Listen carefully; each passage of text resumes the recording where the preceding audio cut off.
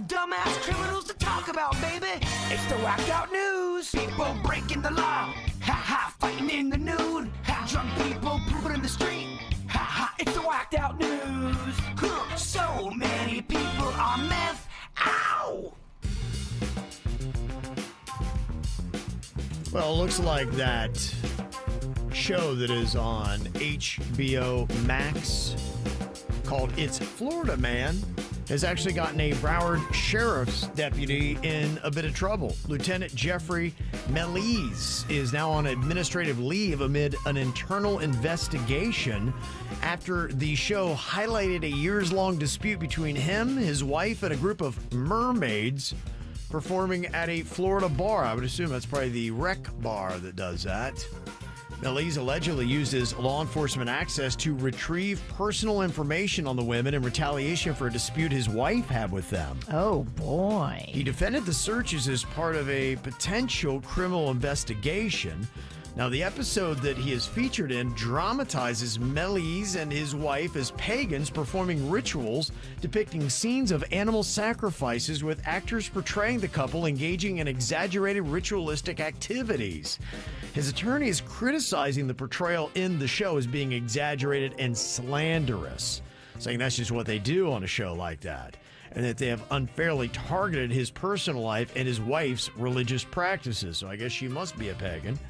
Previously, he faced a 5-day suspension for his database searches, but was not charged criminally. The federal civil case between the Melizes and the mermaids was recently settled, though the settlement details remain unclear. But just kind of an interesting thing when you're in a lawsuit with a bunch of mermaids because you're a pagan and it was featured on a TV show called It's Florida Man. It all kind of makes sense, doesn't it? It does. That is wild. It's a little wild. Pagans and mermaids and what? Like, what's going on? That's my kind of story, though, by the way. Like, what is all this? Emmanuel Jones was arrested for punching a Jacksonville Sheriff's Office horse in the face. Why would she do that? Emmanuel, I believe, is a dude, and it was after the Florida-Georgia game this past Saturday, which is otherwise dubbed as the largest cocktail party. Still, it's no reason to punch a horse. No, Emmanuel had been imbibing and apparently walked up and was kind of shadow boxing and still swinging his arms around after decking the horse in the schnoz. You said that was a police horse? Yep. That mean they'll charge you. Yep, absolutely. Just like you struck a cop. One of the officers then struck him in the face. Good. Forced him to the ground, cuffed him up. He was charged with causing harm to a police animal, disorderly intoxication, endangering others, and resisting arrest.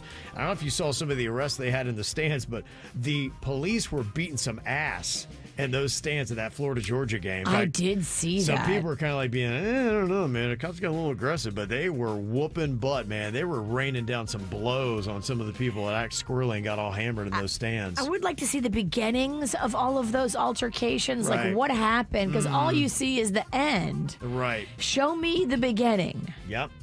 There was some action going down.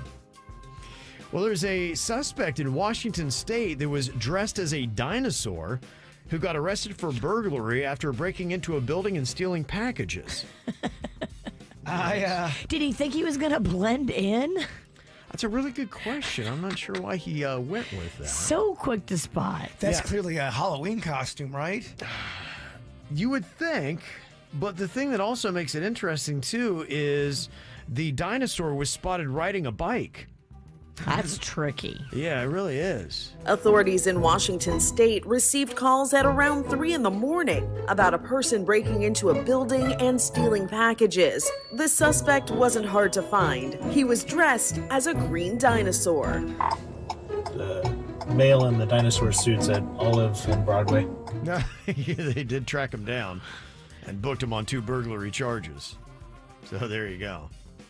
Can't be doing that.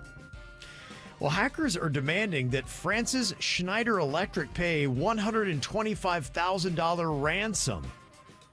Apparently, an ex-user, not ecstasy, but the app, seemed to take responsibility for a recent cyber attack resulting in 40 gigabytes of data being stolen. Oh. Now, here's the odd thing is the hacker doesn't want to be paid in dough. They want to be paid in baguettes. a different kind of dough. $125,000 worth of baked goods. That person loves baguettes. I mean, how could you even eat all that before it goes bad? It's a great question. In fact, they're actually negotiating now, saying that they would actually drop it to $62,500 worth of baguettes if they come fresh. Probably because, making that many baguettes is tough. Even if you are the person demanding the baguettes, it's going to take a while. Yeah, it could. It could. It's kind of crazy. There's got to be something else to There's that. something there. Like, I don't get it. Is there some kind of baguette market that you can get more? Apparently, I don't know. Maybe they just love baguettes. Maybe that's just their silly little thing. They like having them jump through hoops. You got to move them quick, though. Baguettes go bad. Yeah.